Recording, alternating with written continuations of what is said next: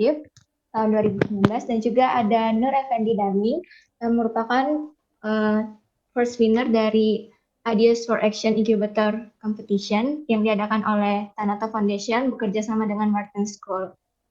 Nah, mereka berdua ini dua-duanya berkesempatan untuk pergi ke Amerika. Untuk lebih jelasnya nanti Kak William dan Nur Effendi akan sharing-sharing ke kita semua terkait pengalamannya mereka. Untuk itu, pembahasan kita juga akan menekankan pada Youth Take Action, Make Change to Support Sustainable Society. Kenapa kita mengangkat tema ini? Supaya kita lebih meningkatkan awareness pada anak muda, termasuk kita sendiri, supaya kita bisa lebih tanggap terhadap masalah di sekitar kita, dan kemudian kita bisa saling berkolaborasi, saling bertukar ide dan mencari solusi, di mana solusi ini juga bisa bersifat sustainable, sehingga kita bisa menciptakan kehidupan yang lebih baik. Nah, untuk mengefisienkan waktu, mungkin bisa saja langsung kita mulai virtual conference kita. Namun sebelumnya, demi kelancaran virtual conference kita kali ini, dimohon kerjasamanya teman-teman semua untuk mengatur mode mikrofonnya menjadi mute ya. Jadi nanti yang berbicara hanya narasumber saja. Dan semisalnya selama narasumber presentasi dan teman-teman ada pertanyaan yang ingin ditanyakan, bisa di-keep dulu ya pertanyaannya atau mungkin dicatat biar nggak lupa. Nanti di akhir sesi itu akan diadakan sesi Q&A, nanti teman-teman bisa menanyakan apa yang ingin teman-teman tanyakan pada narasumber. Oke? Langsung saja kita mulai dari Nur Effendi Darming, narasumber kita yang pertama. Jadi, Nur Effendi Darming atau biasa dipanggil Epen, merupakan mahasiswa S1 S1 Ilmu Hukum Universitas Hasanuddin. Nah, dia juga merupakan Ketua TSA Unhas periode 2020-2021. Kesibukannya sekarang ini ya pastinya kuliah online seperti kita mungkin kebanyakan. Nah, Evan ini bersama timnya kemarin berhasil memenangkan I4A atau Ideas for Action Incubator Competition yang diadakan oleh Tanato Foundation bekerja sama dengan Wharton School. Jadi, dia bersama salah satu anggota timnya berkesempatan untuk berangkat ke Amerika. Untuk lebih lengkapnya lagi tentang Ideas for Action, mungkin langsung saja kita serahkan kepada narasumber pertama, kepada Saudara Evan, dipersilakan. Oke, terima kasih Ci. Halo semuanya, Assalamualaikum warahmatullahi wabarakatuh. Selamat sore. Sebelumnya saya ingin ucapkan terima kasih buat teman-teman yang udah meluangkan waktunya buat join di TSA Virtual Conference kedua. Nah, di sini saya bakalan menjelaskan tentang apa sih E4A itu. Namun, kita tunggu dulu ya, share screen dari Ci tampil. Oke.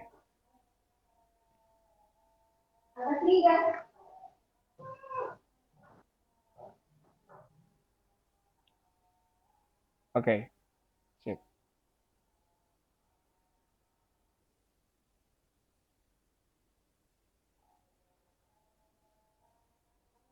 Slide pertama, Ci.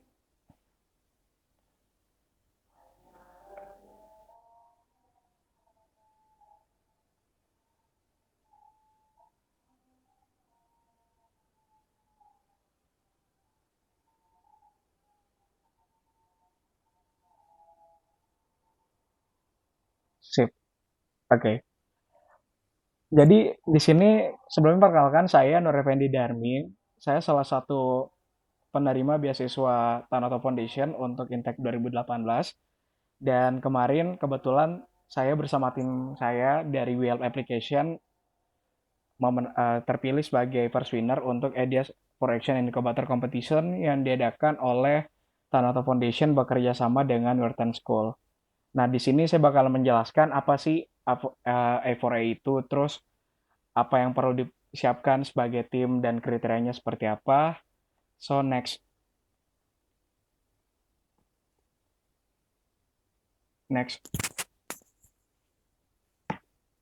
Oke. Jadi, A4A Incubator Competition merupakan program yang diinisiasi oleh Tanato Foundation untuk regional ASEAN bekerja sama dengan Wharton School, yang dimana merupakan perpanjangan program dari Ideas for Action Global Competition yang sebelumnya telah dibentuk oleh World Bank bersama Wharton School dan Sequin Center dari University of Pennsylvania.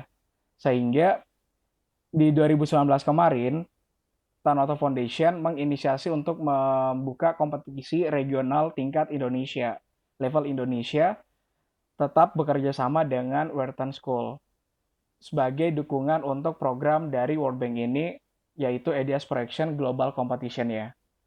Next. Nah, ini adalah overview terkait apa sih E4A itu dan lembaga-lembaga yang bertanggung jawab seperti apa. Nah, di sini ada di deskripsi, mungkin teman-teman bisa lihat. Di situ dijelaskan bahwa Ideas for Action Competition merupakan program kerjasama antara World Bank Group bersama dengan Siklin Center for Business Ethics and Research di Wharton School, yang dimana merupakan program kompetisi tahunan yang diadakan untuk pemuda yang berisikan 2-6 orang per timnya, yang diberikan kesempatan untuk mensubmit proposal untuk memperoleh bantuan pendanaan dalam pemberian solusi atau penggagasan ide kreatif terkait dengan Sustainable Development Goals atau tujuan pembangunan berkelanjutan.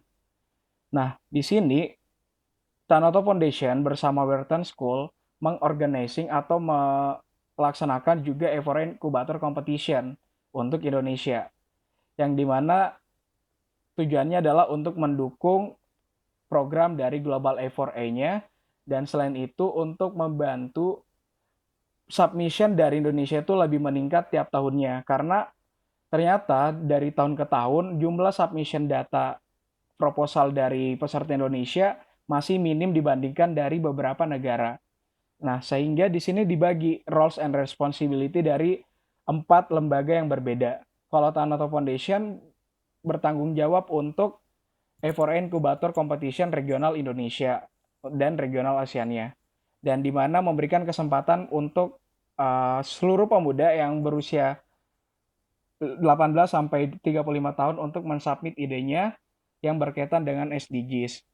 Dan nanti akan memberikan reward kepada 5 tim pemenang utama untuk memperoleh mentoring di bersama dengan tim akselerator Wharton School Students-nya. Dan untuk pemenang utamanya akan diberikan reward untuk diberangkatkan ke Wharton School memperoleh mentoring privat. Nah, untuk si Clean Center dan Wharton-nya sendiri bertanggung jawab untuk memberikan mentoring kepada 5 pemenang tim dari A4A Incubator Competition ini. Dan juga memfasilitasi virtual mentoring. Jadi virtual mentoringnya itu dilaksanakan kurang lebih 2 bulan, dari bulan Januari sampai Februari, sebelum submission deadline untuk global competition-nya. Nah, tentunya kalau yang terakhir adalah World Bank sebagai lembaga yang menginisiasi pertama untuk mengadakan Global Ideas for Action Incubator Competition ini, gunanya adalah untuk mendukung program SDGs yang tujuan akhirnya itu di tahun 2030, keberlanjutan dan kesejahteraan bagi masyarakat, society secara menyeluruh di dunia. Nah, timeline-nya ini gambaran timeline tahun lalu. Jadi Agustus sampai Desember itu proses seleksi sampai untuk tahap mentoring 5 pemenang tim. Januari Februari ini proses pemberangkatan untuk tim pemenang, dan Maret April ini sebagai proses follow up terkait ideas yang telah disubmit oleh beberapa tim yang ikut serta. Next. Nah, ini untuk detailnya terkait apa sih Ideas for Action itu.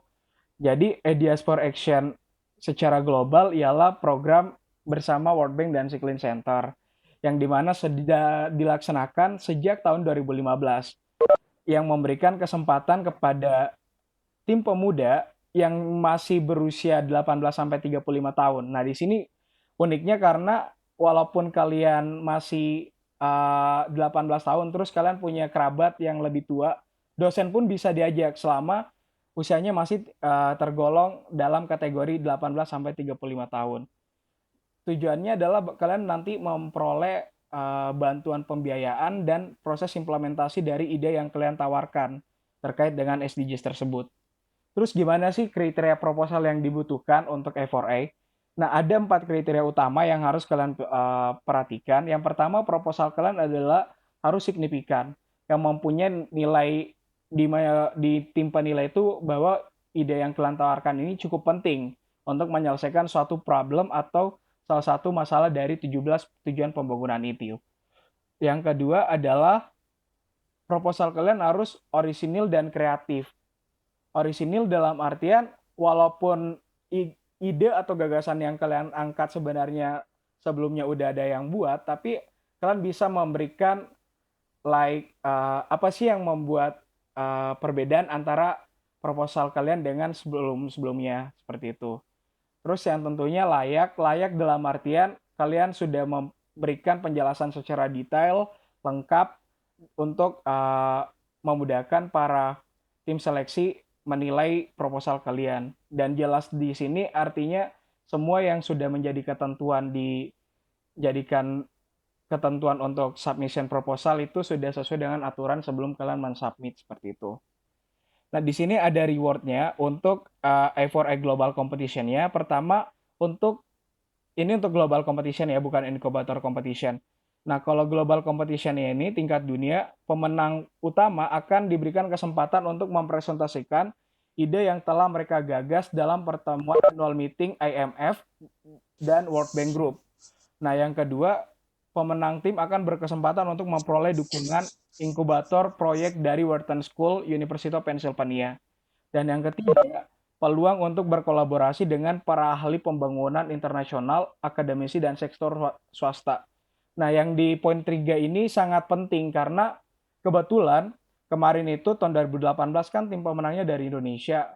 Nah, karena dia sudah ketemu dengan petinggi World Bank, akhirnya dia mendapat recommendation letter untuk memperoleh beasiswa berkuliah di Harvard. Dan tahun ini dia sudah berhasil gara-gara A4A juga. Nah, ini ada rekap data bahwa di tahun 2018 ternyata ada 13.000 lebih inovator yang ikut serta dalam A4A ini, yang terdiri dari kurang lebih 4.000 tim yang berasal dari 162 negara. Jadi hype tentang global competition ini sangat berasa. Walaupun sistem seleksinya menurut saya sangat simpel, tapi tingkat kesulitan buat lolosnya itu juga tinggi karena ide-ide yang dipertandingkan bukan hanya dari Asia, tapi dari seluruh kawasan benua yang ada di dunia seperti itu. Next.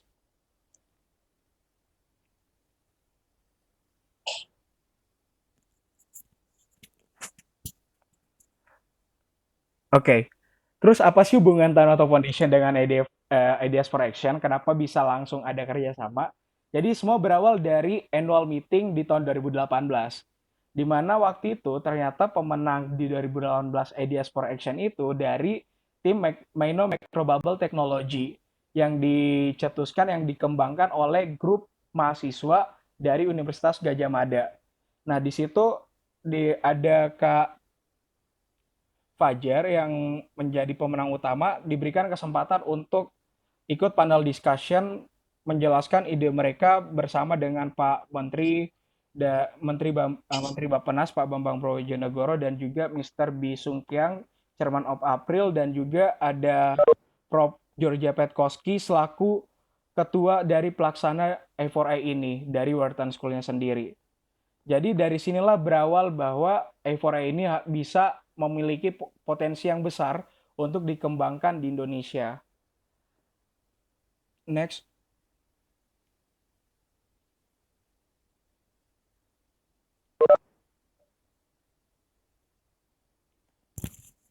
Next. Nah, ini rekap data terkait pelaksanaan A4A di tahun 2019. Di tahun 2019 ada kurang lebih 3.100 proposal yang berhasil tersubmit di website resmi Ideas for Action untuk global competition-nya. Dan pada saat itu, 3 dari 18 proposal yang memperoleh penghargaan berasal dari Indonesia.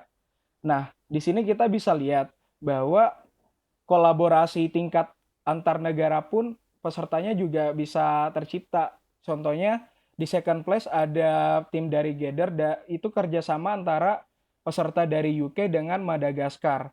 dan juga ada dari Indonesia kerjasama dengan peserta yang ada dari South Korea. Jadi di sini terbuka kesempatan buat teman-teman untuk berkolaborasi kalau misalkan teman-teman punya kerabat atau networking di negara lain dan selama masih memenuhi kriteria bahwa dia masih pemuda berumur 18 sampai 35 tahun, teman-teman punya kesempatan untuk membuat ide untuk diikutkan di Ideas for Action ini. Dan perlu saya tekankan bahwa untuk ikut Ideas for Action Incubator Competition ataupun Global Competition itu tidak mengharuskan bahwa ide tersebut sudah ada prototipenya.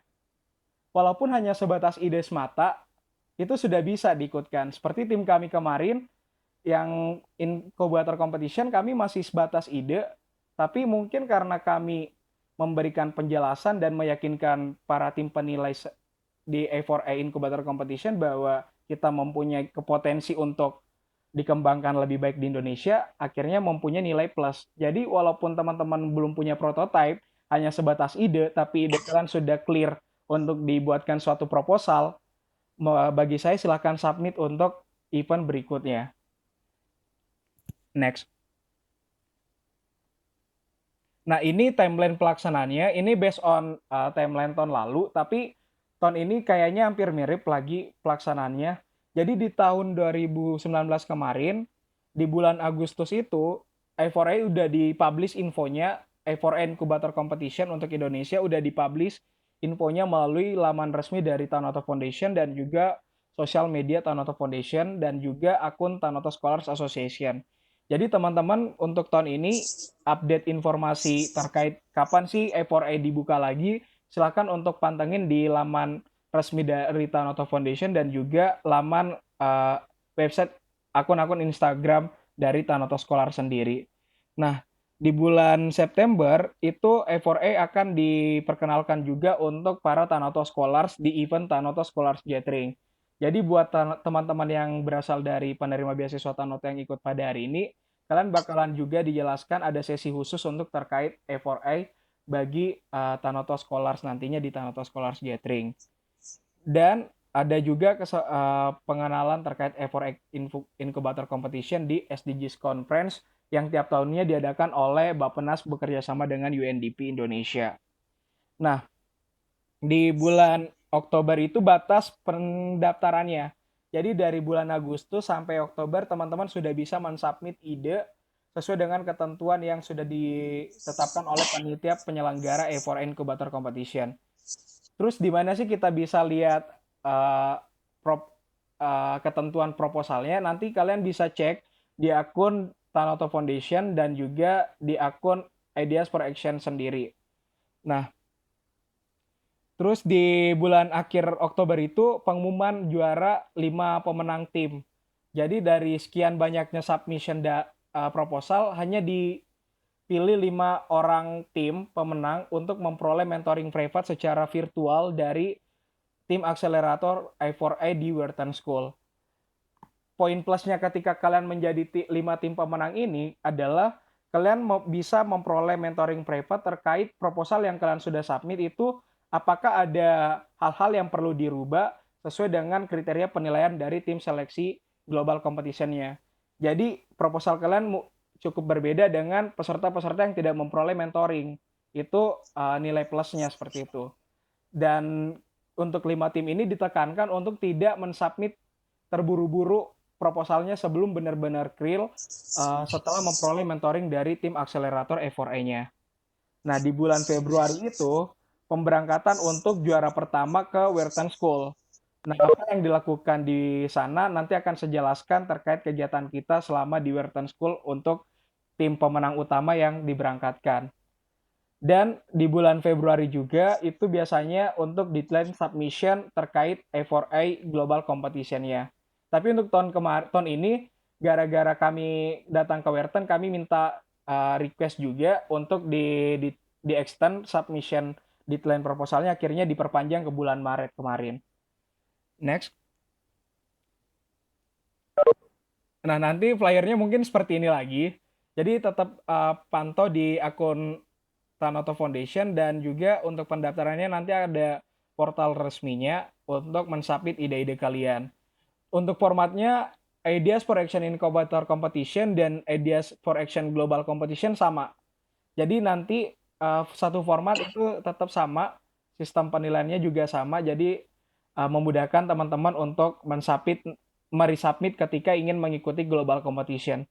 Dan perlu informasi tambahan bahwa di A4A itu teman-teman kalau misalkan kemarin ikut PKM nih, kalau yang mahasiswa aktif, teman-teman bisa translate ide tersebut ke dalam bahasa Inggris ataupun 10 bahasa yang diperbolehkan di Ideas for Action ini. Jadi walaupun ide kalian sudah ikutkan kompetisi, tapi kalau di A4A Incubator Competition ataupun Global Competition itu masih bisa di-resubmit. Jadi itu poin plusnya untuk A4A ini. Jadi tidak mempersulit mahasiswa untuk mencari ide baru, walau padahal sebelumnya sudah ada ide, cuma kurang terekspos atau terkendala di beberapa hal. Jadi melalui A4A Incubator Competition ataupun Global Competition kayaknya lebih mempunyai kesempatan biar lebih berkembang ke depannya. Next. Nah, ini untuk rekap data jumlah peserta yang kemarin ikut di Inkubator Competition atau regional Indonesianya. Jadi total pesertanya itu ada 180 innovators dari 40 teams yang terdiri dari 38 tim dari kalangan mahasiswa dan 10 tim dari kalangan profesional atau yang udah bekerja. Nah, ini persebaran universitas yang turut serta kemarin di tahun 2020 dari 2019-2020 ada kurang lebih 19 university yang tersebar hampir seluruh seluruh provinsi yang ada di Indonesia. Sehingga harapan kami setelah kegiatan ini, teman-teman bisa men-share terkait event A4A ini ke seluruh teman-teman punya relasi di Indonesia ataupun di luar negeri. Sehingga terekspos lagi dan pesertanya juga lebih banyak seperti itu. Next. Nah, dari 17 tujuan pembangunan berkelanjutan, ternyata ada 6 ide topik yang menarik untuk dibahas sebagai main ideas dari total 180 innovators yang ada. Yang menjadi sorotan utama dari hampir seluruh peserta semua yaitu tetap fokus ke no poverty, SDGs goals pertama, SDGs goals ketiga, good health and well-being, goals ke-8, design and economic growth, goals ke-11, sustainable city dan communities-nya, dan goals ke-12 terkait responsible consumption and production, dan terakhir climate action. Tapi tidak menutup kemungkinan kalau teman-teman punya ide terkait di luar dari top 6 ideas ini, kalian bisa mensubmit karena kebetulan yang menjadi pemenang tahun sebelumnya juga tidak terlalu fokus ke 6 ide ini. Jadi terserah kalian. Jadi teman-teman punya kesempatan bebas kok milih goals keberapa. Yang penting ide yang kalian tawarkan itu permasalahannya jelas, solusi yang kalian berikan jelas, dan sesuai dengan ketentuan proposal ketika sudah mau mensubmit ke inkubator competition ataupun global competition-nya. Next. Nah, ini terkait pemenang dari A4A Incubator Competition di tahun 2020 kemarin. Jadi juara satu tahun, kebetulan tahun ini juara satunya ada 2, karena akumulasi poin dari tim e-Larvae dengan We Help Application Team ternyata sama. Akhirnya yang diberangkatkan itu 2 tim ke Amerika, ada 4 orang. Jadi dari satu tim itu punya kesempatan untuk memberikan 2 orang perwakilan timnya untuk diberangkatkan. Nah, untuk runner up-nya sendiri ada 3 tim, ada dari Universitas Gadjah Mada, ada dari ITB, dan juga ada dari Universitas Mula Warman. Nah, dari kelima tim ini memperoleh kesempatan untuk mentoring privat yang sebelumnya saya bilang di slide presentasi sebelumnya. Next. Nah, ini untuk list nama-nama pesertanya. Mungkin teman-teman bisa lihat, habis kelas ini bisa cari orangnya untuk sharing. Kayaknya mereka semua terbuka kok untuk yang berminat untuk join di Ideas for Action Incubator Competition ataupun Global Competition ya. Next. Nah, ini terkait Free Fest, pengenalan singkat terkait ide-ide yang berhasil masuk top 5 kemarin. Ada e-Larvae yang fokus ke pengolahan bioconversi of organic waste dari sampah industri atau yang diolah melalui sistem biologi, dan juga ada WeHelp, tim saya yang menawarkan ide untuk memberikan online platform untuk membantu korban kekerasan terhadap perempuan dan anak yang sering terjadi di Indonesia. Sehingga kami fokusnya ke gender equality, peace, justice, and strong institution, dan partnership for the goals. Kenapa kami memilih 3 goals ini? Karena satu, gender equality fokusnya ke kekerasan perempuan dan anak dan diskriminasi. Peace, justice, and strong institution itu lebih ke keadilan dan perdamaian antara umat umat manusia dan institusi-institusi terkait. Dan yang ke-17 itu partnership for the goals, karena ide kami tidak bisa berjalan tanpa ada stakeholder, sehingga kami membutuhkan banyak partner untuk mengembangkan aplikasi ini. Nah, untuk startup sendiri itu lebih ke acoustic panel yang terbuat dari sampah dan juga palm sugar. Nah, ada juga dari Topengku yang fokus ke goals ketiga, good health and well-being, membuat masker dari aloe vera, merupakan resource yang berkelanjutan bagi menurut tim Topengku tersebut. Dan yang terakhir ada AFR 101 yang fokus terhadap pencegahan kebakaran hutan dan pendeteksi illegal logging. Karena kebetulan tim ini berada di wilayah Kalimantan Timur yang cukup terkenal dengan kasus yang ada terkait lingkungan. Next. Nah, ini dua tim yang terdiri dari Ilarvae dan WeHelp Application, yang dimana tim Ilarvae perlu kalian ketahui mereka bukan dari Tanoto Scholars Full. Jadi teman-teman yang bukan Tanoto Scholars bisa berkesempatan untuk ikut inkubator competition untuk level Indonesianya. Kalau misalkan kalian juara, kalian diberangkatkan. Jadi tidak menutup kemungkinan bahwa yang berhasil itu hanya untuk Tanoto Scholars. Tidak, karena kita terbuka untuk umum, karena wadah ini ingin mencari ide-ide terbaik dari seluruh anak muda yang ada di Indonesia. Kalau dari tim saya ada 5 orang sebenarnya, tapi yang di foto ini ada 4. Dan kita semua alumni dan juga masih dalam status penerima beasiswa Tanoto Foundation dari Universitas Hasanuddin. Next. Nah, ini penjelasan terkait proyek saya bersama tim. Jadi, WeHelp Application, problem yang kami angkat karena kita melihat secara realita. Jadi, teman-teman kalau misalkan mencari masalah, jangan terlalu meluas. Lebih baik teman-teman mencari masalah yang more spesifik, dan itu bersifat pasti untuk dikembangkan, untuk diciptakan inovasinya. Jadi kami lihat dari wilayah untuk khusus Kota Makassar, bahwa kasus kekerasan perempuan dan anak itu masih meningkat tiap tahunnya. Dan yang masih kurang itu adalah langkah preventif untuk pencegahannya dari non-government organization atau masyarakat itu sendiri. Sehingga kami dari tim WeHelp memiliki aware terhadap kasus tersebut dan merasa bahwa masyarakat sekarang lebih condong ke digital platform. Akhirnya kami tawarkan bahwa ada solusi yang bisa membantu pencegahan atau pengurangan kasus kekerasan di Indonesia adalah dengan cara memberikan kesempatan buat korban ataupun orang tua memberikan pelayanan pendampingan secara psikologi dan hukum melalui platform aplikasi online seperti itu.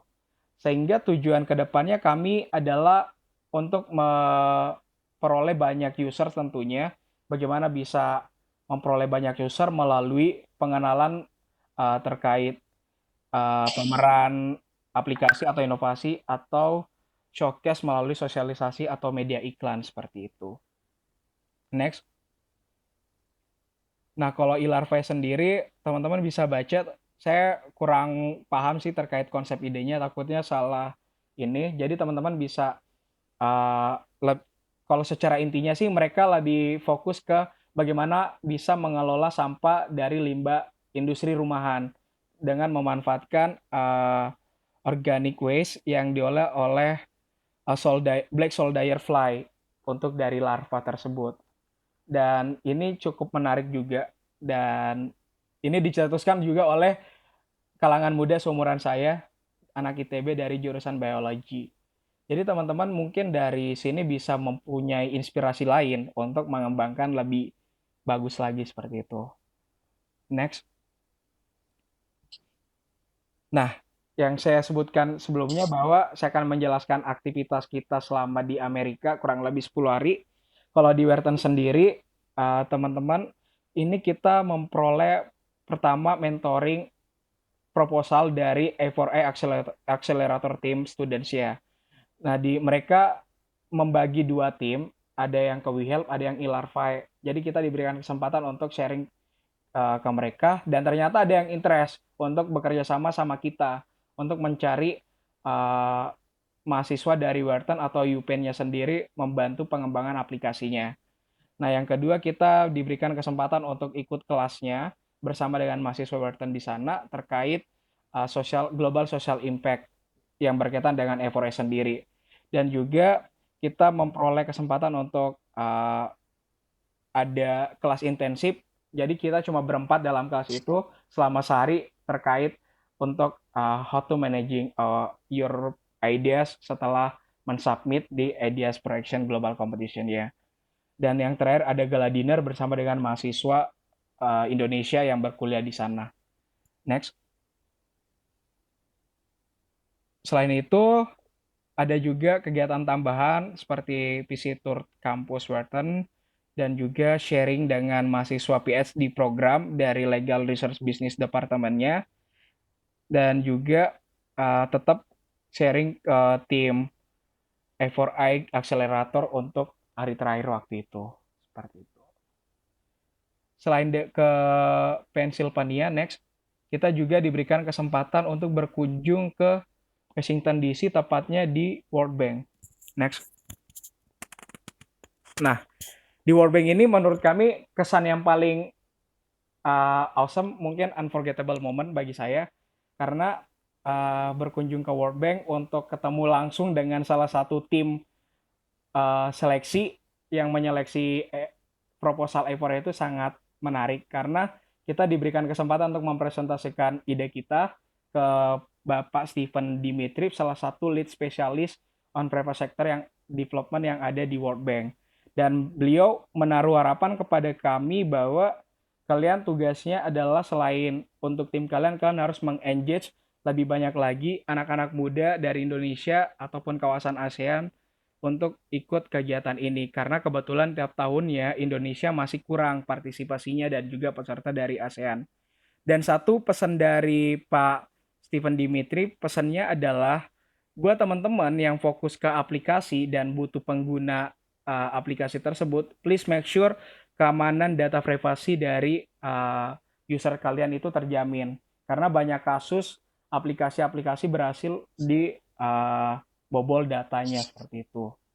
Dan juga terakhir kita dapat brainstorming dari Prof. Petkoski selaku profesor yang mencetuskan ide E4A ini yang mendampingi kami selama 4 hari di sana terkait masukan-masukan ide-ide kami sebelum kami submit proposal di Global Competition waktu itu. Dan yang terakhir kita juga diberikan kesempatan untuk berkunjung di beberapa icon-icon yang ada di Washington DC. Dan itu semua fully funded oleh Tanoto Foundation dan juga Wharton School ya. Next, setelah dari Washington DC, hari berikutnya kita berkunjung ke New York. Di New York kita pertama ada agenda bertemu dengan Pak Dubes Indonesia khusus PBB, Bapak DT Jani. Di situ kita diberikan kesempatan juga mempresentasikan apa sih Ideas for Action Incubator Competition ini dan apa sih ide yang kami tawarkan sehingga bisa menjadi pemenang dan kedepannya harapannya untuk Indonesia seperti apa. Dan pesan dari Pak Jani juga sama dari sebelumnya Pak Dimitrov menaruh harapan juga buat teman-teman dari seluruh Indonesia untuk bersama-sama ikut A4A Incubator Competition ataupun Global Competition karena program ini fokus kepada SDGs yang merupakan salah satu program global yang sedang dikampanyekan, yang sedang dijalankan oleh United Nations itu sendiri. Setelah dari PTRI, kita berkesempatan untuk ke UN Headquarter ya, markas besar PBB yang ada di New York juga waktu itu, didampingi sama diplomat Indonesia, salah satu diplomat Indonesia di PTRI. Dan semua itu juga fully funded. Jadi reward yang kalau yang kalian peroleh ketika menjadi pemenang di A4A Incubator Competition Indonesianya, kalian bakalan memperoleh semua itu secara fully funded, mulai dari pengurusan visa, eh, tiket perjalanan, akomodasi lokal dan internasional, uang saku itu semua ditanggung oleh Tanoto Foundation ya. Jadi kenapa tidak untuk mencoba mensubmit ide-ide teman sekalian di A4I berikutnya. Next. Nah, ini plan kami 2020 dari tim ITB dan Unhas tadi, bahwa kami ingin memboosting jumlah submitting proposal dari A4A untuk Indonesia itu kurang lebih 120 proposal. Dan alhamdulillah berdasarkan info dari World Bank-nya sendiri, bahwa tim ASEAN untuk regional Asia, khususnya Indonesia, mengalami peningkatan 3 kali lipat dari sebelumnya. Jadi kami harap berikutnya, kesempatan berikutnya teman-teman bisa berpartisipasi lagi di Ideas for Action Incubator Competition ya. Next. I think that's all. Mungkin teman-teman kalau ada pertanyaan, karena kita diburu waktu, bisa nanti pas di sesi Q&A. Cuma untuk closing statement saya kutip dari Mahatma Gandhi bahwa the future depends on what you do today. Di mana masa depan itu sebenarnya ada di tangan kalian. Apa yang kalian lakukan saat ini itu menentukan apa yang akan terjadi bagi kalian di masa berikutnya. Jadi tetap berkreasi, menciptakan inovasi, jangan takut untuk mencoba, karena kegagalan itu bukan penghalang untuk menciptakan dampak positif bagi masyarakat di sekitar kita. I think that's all. Thank you. Saya kembalikan kepada moderator.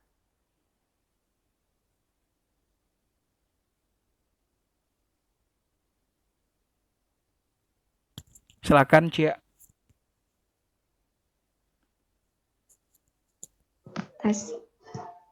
Oke, terima kasih kepada Saudara Evan sudah sharing pengalamannya tentang I4A program ini. Mungkin teman-teman sudah ada yang tertarik ya, sudah mulai ada ancang-ancang mau ikut, sudah mulai ada ide-idenya.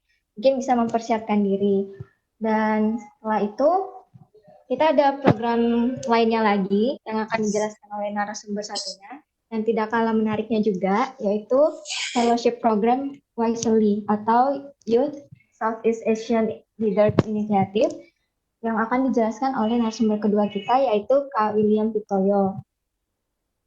Nah, Kak William Pitoyo ini merupakan alumni S1 Teknik Mesin dari Universitas Hasanuddin. Kak William juga merupakan alumni dari Tanoto merupakan alumni award di Tanoto Scholarship Program NCS Intake 2016. Sekarang kesibukannya Kak William adalah bekerja di salah satu perusahaan startup di Indonesia sebagai data analis. Untuk mengefisienkan waktu buat teman-teman mengetahui lebih jelasnya terkait program Wisely, saya persilakan langsung kepada narasumber kedua kita, pada Kak William, silakan. Halo semuanya. Thank you udah invite untuk sharing tentang program Wisely. Nah, untuk sedikit klarifikasi itu, aku kerja bukan sebagai data analis, tapi business development analis. Oh ya, maaf ya Kak, soalnya tadi saya dapat. Boleh share screen-nya? Iya Kak. Nah, mungkin ada beberapa yang udah pernah dengar apa itu Wisely. Jadi Wisely itu sebenarnya kepanjangannya yang Southeast Asian Leadership Initiative. Jadi itu merupakan program yang media screen-nya belum kelihatan. Udah ya. Masih proses nih kayaknya. Oke. Jadi Wisely itu merupakan program pertukaran pelajar. Nah, pertama kali diinisiasi dari Presiden Barack Obama di tahun 2013. Nah, sebenarnya tujuan programnya itu untuk mencari talent-talent atau leaders se-Southeast Asia. Jadi bukan cuma negara-negara di ASEAN, tapi masuk juga dengan Timur Tengah. Nah, dari situ nanti baru diseleksi untuk mendapatkan program pertukaran pelajar selama 5 minggu di Amerika. Nah, mungkin bisa ke slide pertama.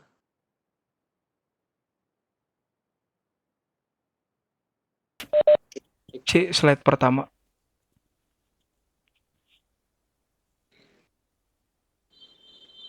Oke, langsung next slide kedua aja.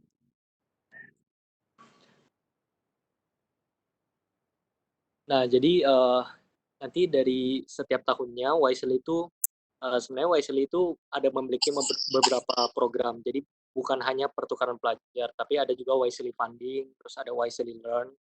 Nah, untuk khusus yang kemarin sempat saya ikuti itu namanya Wisely Academic Fellowship. Nah, untuk Wisely Academic Fellowship sendiri itu untuk programnya Wisely itu sebenarnya ada tiga fokusnya yang sebentar aku bakal jelasin. Next. Nah, Wisely itu sebenarnya ada lima program yang bisa diikuti. Yang pertama itu Wisely Academic Fellowship. Jadi itu untuk anak-anak muda yang berumur 18 sampai 25 tahun yang memang memiliki leadership quality sama mereka kayak passionate untuk create impact to the society. Itu untuk 18 sampai 25. Namun kalau misalkan umurnya udah lewat nih, misalkan umurnya 26, nah itu bisa ikut di Wisely Professional Fellowship. Nah, untuk academic dan professional fellowship itu bedanya yang pertama di kriterianya, kalau di akademik itu 18 sampai 25, profesional itu 26 sampai 35. Nah, terus untuk programnya sendiri, kalau academic fellowship mereka bakal pertukaran pelajar, jadi kita bakal lebih fokus untuk mengembangkan idenya itu di universitas. Sementara kalau professional fellowship itu bakal jatuhnya seperti internship. Jadi mereka bakal langsung intern di perusahaan-perusahaan di US. Nah, selanjutnya ada regional workshop. Regional workshop itu uh, workshop yang diadakan kurang lebih 7 sampai 10 hari. Itu tergantung. Jadi bisa yang penting ada di 11 negara ini di Southeast Asia, bisa ganti-ganti. Nah, temanya sendiri juga tergantung dari panitia penyelenggaranya di negara itu. Yang keempat itu ada Seeds for the Future, jadi itu program funding. Jadi kalau misalkan ada project-project tertentu yang mungkin untuk membutuhkan dana untuk expand, nah itu bisa apply di Wisely Seeds for the Future. Jadi mungkin Effendi sebelumnya udah punya idea, keren banget nih idenya, terus mau di-execute butuh funding nih, nah itu bisa apply ke Wisely Seeds for the Future. Terus ada Wisely Learns, ya Wisely Learns itu konsepnya banyak, kadang ada yang virtual, ada yang online, ada yang offline. Nah, untuk belakangan ini sebenarnya bisa kebanyakan online. Nah, itu bisa langsung di-subscribe aja. Jadi kalau misalkan kita buka eee, website-nya dari Wisely, itu bisa langsung subscribe emailnya. Nah, itu semua informasi mengenai Wisely itu bakal masuk hampir setiap hari. Jadi kalau misalkan ada open untuk academic fellowship, ada open untuk Seeds for the Future, itu semua bakal ada infonya di situ. Next. Nah, untuk Wisely sendiri itu fokusnya itu ada 3 main fokusnya. Yang pertama itu entrepreneurship and economic development, itu lebih ke sebenarnya jatuhnya lebih ke socialpreneur, bagaimana kita membuat suatu bisnis yang bisa berdampak ke masyarakat. Yang kedua itu ada environment and natural resources management. Nah, itu merupakan proyek-proyek yang berhubungan sama lingkungan. Yang ketiga itu ada civic engagement, itu ada program yang aku ikuti kemarin, nah itu civic engagement lebih fokus tentang bagaimana kita bisa membantu masyarakat untuk istilahnya meningkatkan taraf hidupnya mereka. Nah, jadi kebanyakan ada banyak yang apply itu kebanyakan salah kamar. Kadang ada yang apply-nya ke economic development karena mirip-mirip nih economic development sama civic engagement. Nah, untuk saya sendiri kemarin apply sudah 3 kali dan untung ketiganya itu di-accept. Jadi udah 2 kali di-reject sebelumnya. Yang pertama itu karena salah kamar. Jadi project yang saya ajukan itu lebih masuk ke civic engagement, tapi apply-nya malah ke economic development. Itu yang apply pertama. Terus yang kedua, get to interview, tapi nggak lolos. Terus yang ketiga itu baru lolos. Nah, dari tahap pertama, jadi sebenarnya ada berapa tahap sih? Sebentar bakal dijelasin lebih spesifik. Sebenarnya cuman ada 2 tahap. Yang pertama itu tuh apply, kita masukin esai, yang kedua itu bakal interview. Nah, di esainya itu kita bakal ngejelasin tentang project-nya kita apa, atau leadership experience-nya kita bagaimana, dan mengapa harus kita yang terpilih. Nah, seperti itu. Terus nanti di interview baru diklarifikasi apakah memang project-nya itu kita yang jalanin sendiri atau kayak gimana detail dari project-nya. Nah, next, Wisely itu ngapain sih? Sebenarnya programnya itu kayak gimana? Jadi mungkin saya cuma bisa share yang academic fellowship karena itu yang sempat diikuti Dan untuk detailnya mengenai program yang lain seperti profesional atau Seeds for the Future itu sebenarnya saya masih kurang paham juga karena itu memang programnya untuk main fokusnya itu sama, cuman teknis penyelenggaraan programnya itu beda-beda. Nah, untuk Wisely Academic Fellowship, yang pertama itu pastinya ada classroom activities. Jadi kemarin pada saat keterima kita langsung saya keterima di University of Nebraska itu Omaha. Mungkin masih banyak yang belum pernah dengar nama kampusnya. Enggak, memang ini kurang familiar. Cuman kalau Omaha itu kotanya Warren Buffett. Jadi kayak mungkin kalau kenal Warren Buffett itu udah pasti tahu Omaha. Nah, dia itu di classroom activities kita bakal fokus untuk kita bakal nanti dijelasin mengenai apa itu civic engagement.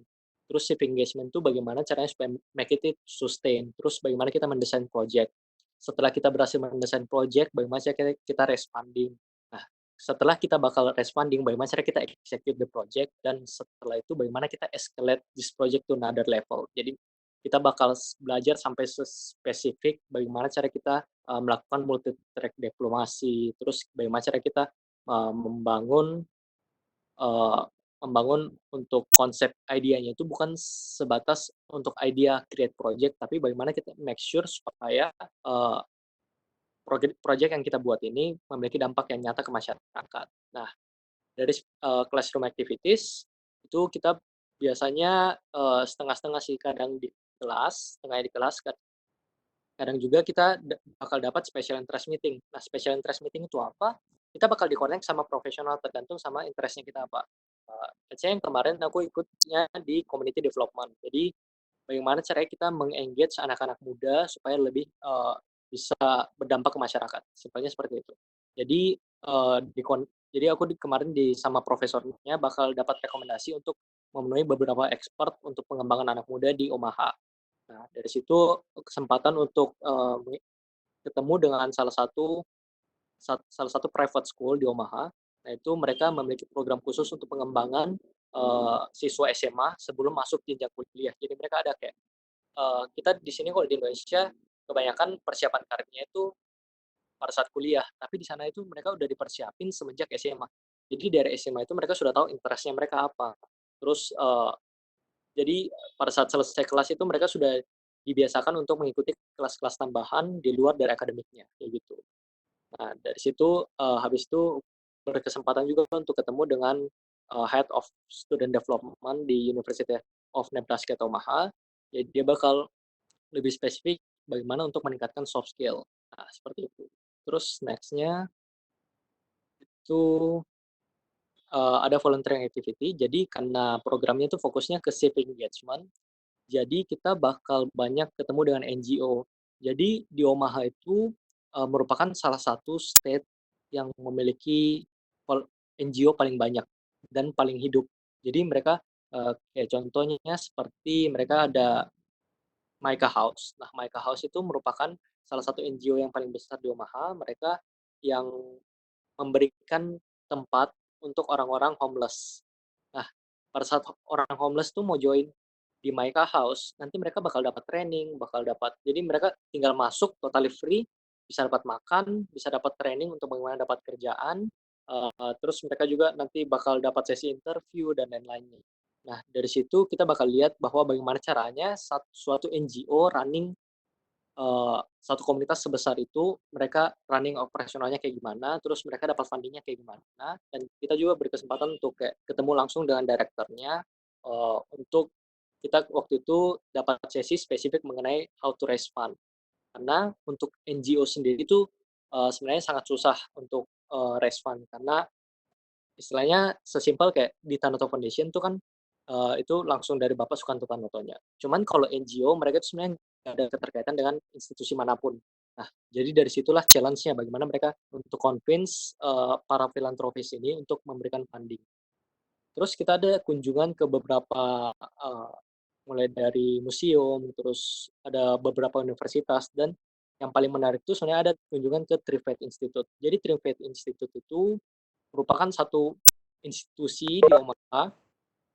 Nah, dia itu halo, dalam satu area itu ada gereja, ada uh, satu gereja untuk Kristen, satu gereja untuk Jewish, sama ada musolanya. Jadi itu dalam satu tempat. Nah, di situ kita belajar bagaimana sikap budaya toleransi. Nah, dari situ yang menarik, waktu itu kita kebetulan datangnya pas hari Jumat, jadi sempat ikut sholat Jumat bersama dengan warga di sana. Nah, terus next-nya, uh, next.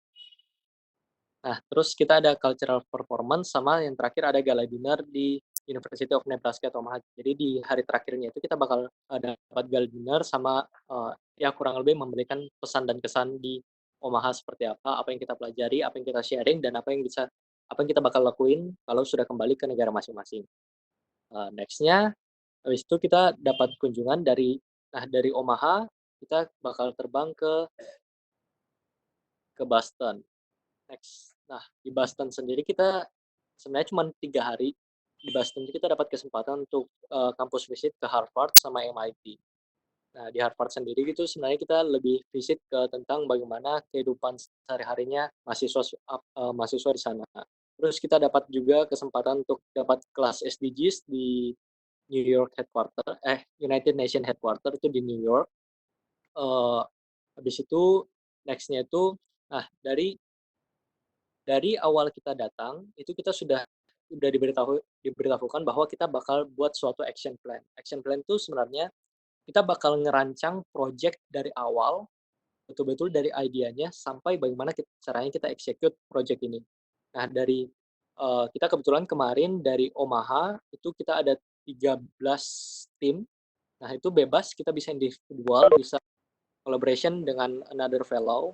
Nah, kita dari 13 tim itu kebetulan saya sendiri tuh kolaborasi sama tim dari Vietnam dan Laos.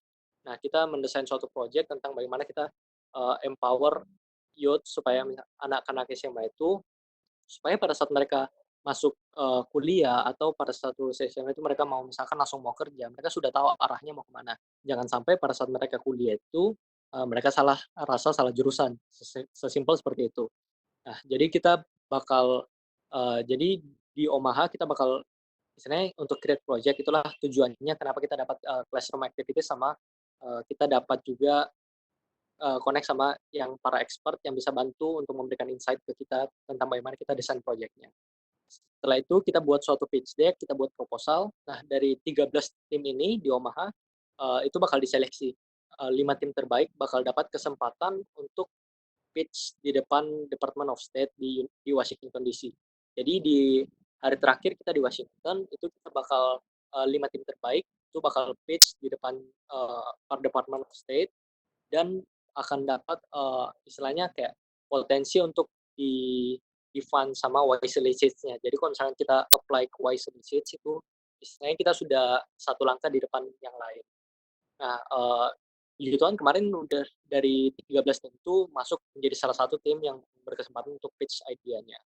Nah, dari situ nanti baru graduation. Jadi kurang lebih itulah yang dibuat selama 5 minggu di US. Terus di US itu sebenarnya Wisely itu kayak gimana sih programnya? Sebenarnya Wisely itu dibagi per cohort. Jadi selain dari 11 negara yang bisa apply, itu kita bakal dipecah ke 2 cohort. Ada cohort spring sama cohort fall. Nah, untuk setiap cohortnya sendiri itu bakal dipecah ke 2 universitas berbeda. Dari 2 universitas berbeda itu bakal dipecah lagi melalui dengan topik-topiknya. Jadi kalau misalkan kayak kemarin civic engagement karena aku lolosnya di fall 2019.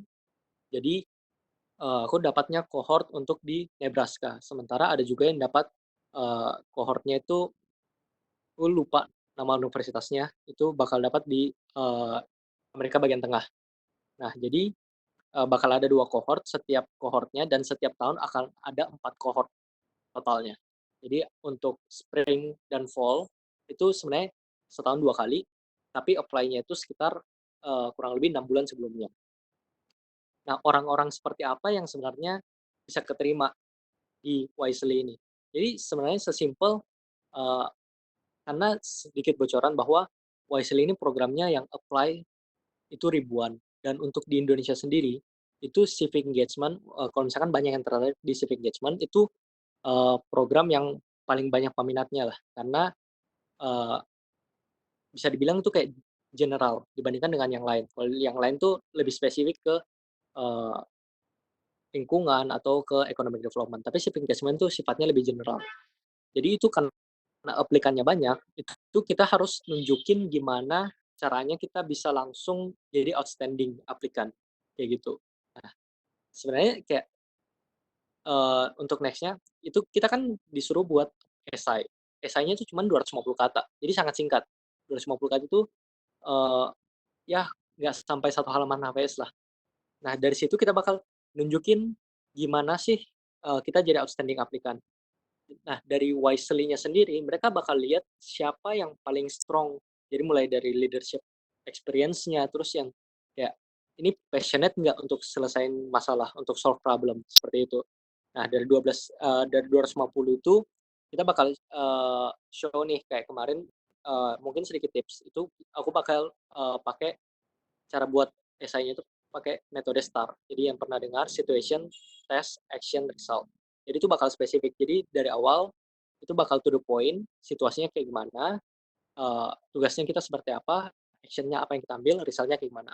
Jadi kemarin tuh project yang aku, bikin sama teman-teman yang lain, itu merupakan project di Sinjai Borong. Sinjai Borong itu suatu kecamatan lah yang bisa dibilang cukup tertinggal di Sulawesi Selatan, itu kurang lebih 8 jam dari Kota Makassar. Nah, itu satu desa, tapi potensi kita di situ sempat lihat bahwa potensi dari, brown sugar itu sangat tinggi. Mereka bisa bisa produce kurang lebih potensinya itu sampai 11 ton per hari, tapi yang mereka bisa produce itu cuma 3 ton. Karena, itu kalau brown sugar mereka mau olah itu kayak dipanasin selama 6 jam, jadi kayak, makan waktu kayak gitu. Jadi, projekku kemarin tuh kita buat suatu kayak, sistem untuk bagaimana mereka itu, semi otomatis. Jadi mereka tinggal masukin aja hasil panennya mereka mereka masukin, diolah, udah langsung keluar jadi produk jadi. Jadi, shipping engagement-nya ada di mana? Shipping engagement-nya tentang bagaimana, timku kemarin untuk membantu empower ibu-ibu lokal mother di sana, itu supaya bisa support, bapak-bapak yang pergi panen. Jadi pada saat bapak-bapaknya pergi panen, mereka yang bakal olah, brown sugar-nya, kayak seperti itu.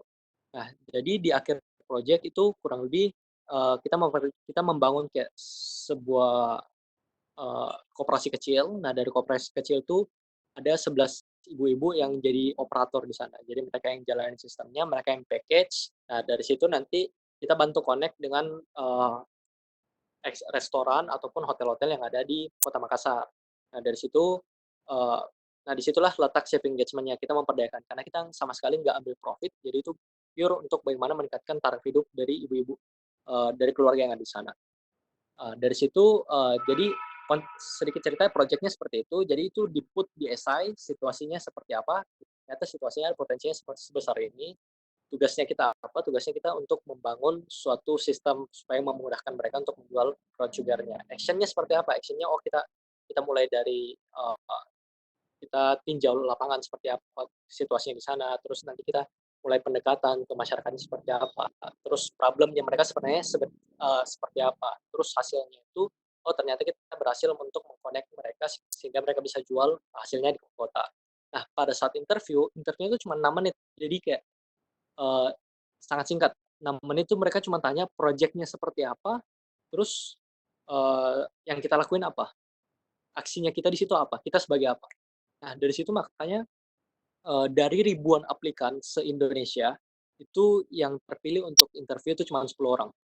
Nah, dari jadi kita harus betul-betul pada saat interview cuma 6 menit itu kita harus to the point. Jadi kalau misalkan kayak kita jawab kepanjangan, itu langsung di-cut, langsung, ditanya pertanyaan yang lebih spesifik.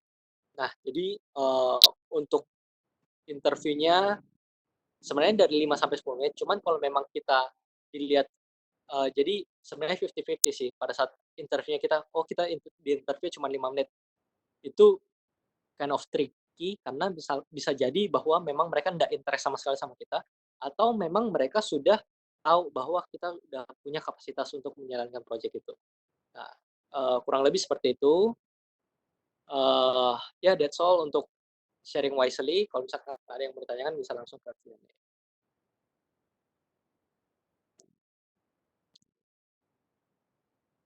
Ya, terima kasih kepada Kak William udah sharing tentang YSP. Ya, jadi itulah program-program yang sudah di-sharingkan sama narasumber-narasumber kita, mulai dari I4A dan juga Wisely. Nah, buat teman-teman mungkin yang sudah ada pertanyaan yang dari tadi di keep atau dari catat, boleh langsung ditanyakan kepada narasumber kita.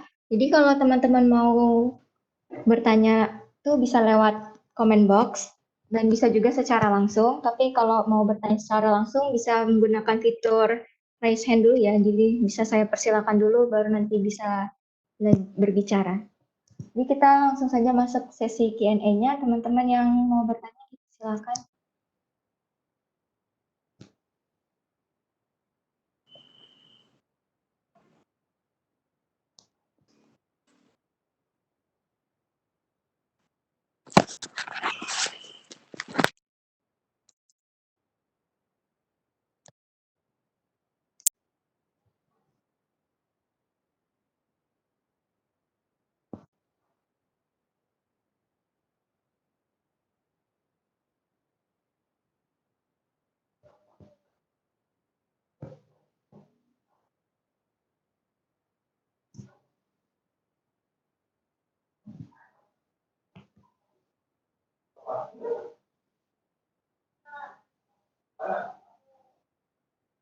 Oke, teman-teman mungkin yang mau bertanya boleh bertanya kepada narasumber kita.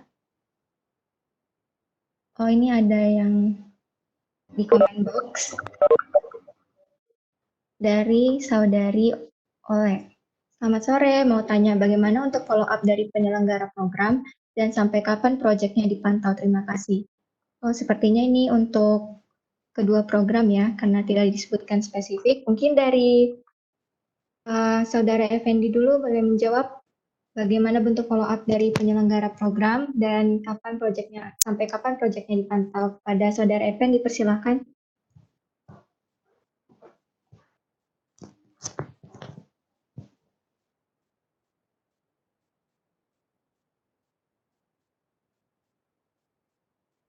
Termute Fendi. Oke, sorry. Pertama, terkait pertanyaan dari Kak Ole terkait bentuk follow up dari penyelenggara program. Honestly, kalau bentuk follow up dari A4A-nya sendiri adalah ketika hasil dari virtual mentoring antara Wertan School dengan 5 tim pemenang ini sudah tersubmit proposalnya ke global competition. Itu pertama.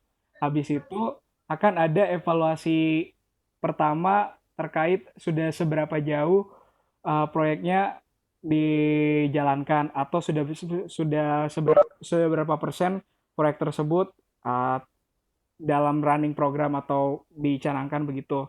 Tapi sebenarnya nggak ada ketentuan kalau proyeknya harus jalan dalam waktu sekian atau dalam waktu setahun ini, tidak.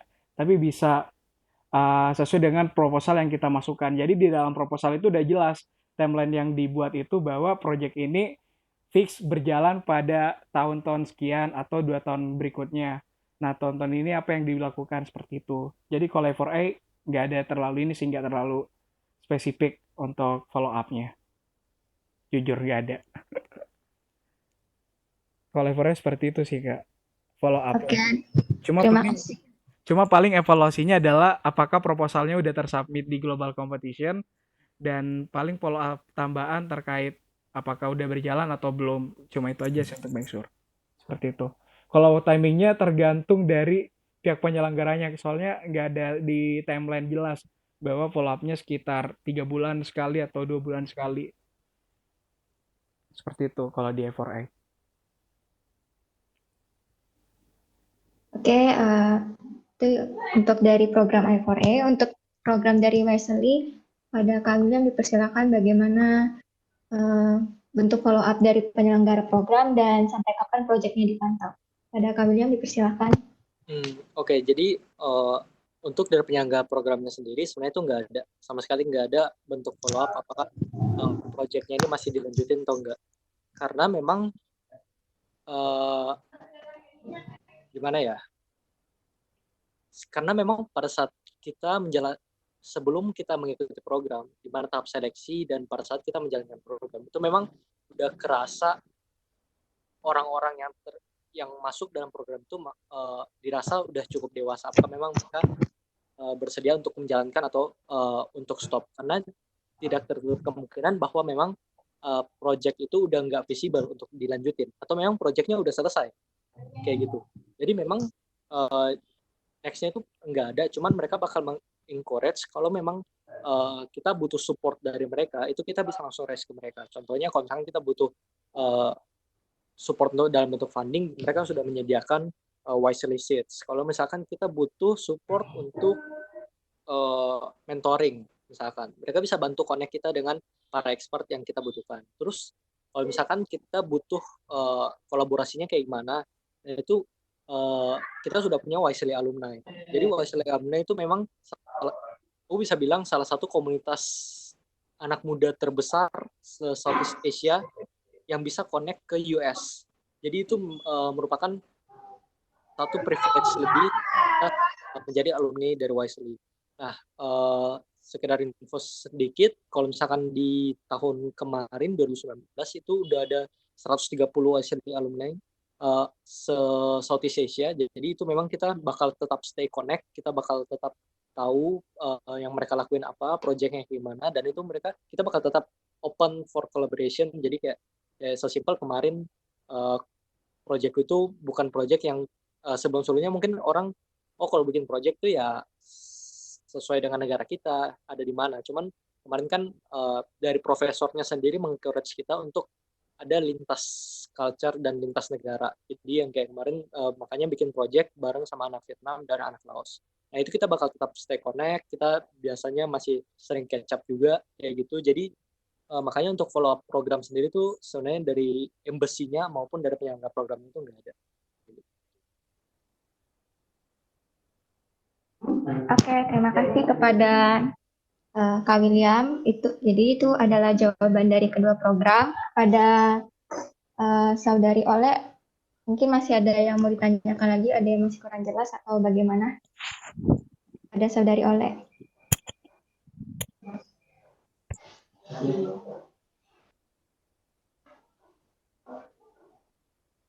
Kepada Saudari Ole, bagaimana terkait jawaban dari pertanyaannya? Apakah sudah jelas?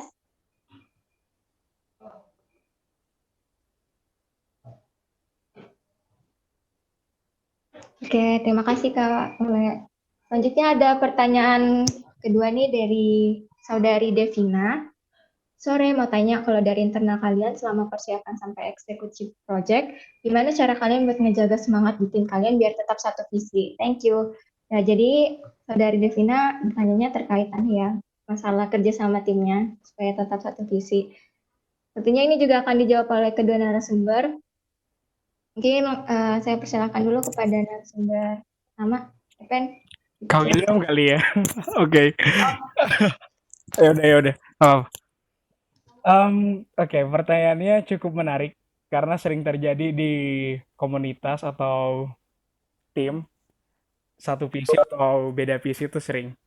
Nah, terkait bagaimana cara buat menjaga semangat tim kalian biar tetap satu visi, pertama kita harus menerapkan prinsip pribadi kita sendiri adalah orang yang terbuka untuk semua dan tidak egois, dan semua tim itu harus satu frekuensi sebenarnya. Jadi kalau dari saya sendiri sebelum pilih anggota buat bentuk suatu tim, saya lihat dulu backgroundnya. Apakah sefrekuensi sama saya, orangnya bisa diajak kerja sama atau tidak. Karena yang kadang menghambat suatu proyek berjalan itu kalau ada satu atau dua orang yang awalnya masih sejalan nih, masih sefrekuensi, terus tiba-tiba karena mungkin namanya manusia ada satu hal tertentu akhirnya sudah membangkang atau membelot, sehingga itu yang membatasi untuk yang menghambat kita buat mengeksekusi proyek tersebut. Maka kalau saya simpel aja sih, pertama jadi orang yang terbuka, terus mau mendengarkan segala masukan saran dari A, B, C, semua sisi. Terus yang ketiga, cari tim yang betul-betul sefrekuensi sebelum eksekusi dan make sure project yang kalian buat itu ide bersama. Karena kalau misalkan project yang kalian buat ternyata cuma ide individu atau dari kalian sendiri dan yang lain tidak mengerti, itu bakalan susahnya untuk nge apa sih ngeeksekusi projectnya seperti itu. Kalau dari saya ya sejauh ini seperti itu aja. Buat jaga semangat tim, ya untuk sebagai leader, posisikan diri kalian sebagai leader bukan sebagai bos. Itu aja sih. Kalau misalkan kalian di leader di tim tersebut. I think that's all. Itu tips dari Saudara Evan ya terkait menjaga semangat tim untuk bisa terus bersama-sama menyelesaikan proyek. Nah, untuk selanjutnya yang kedua mungkin tips dari Kak William untuk menjaga semangat timnya bagaimana? Pada Kak William dipersilakan.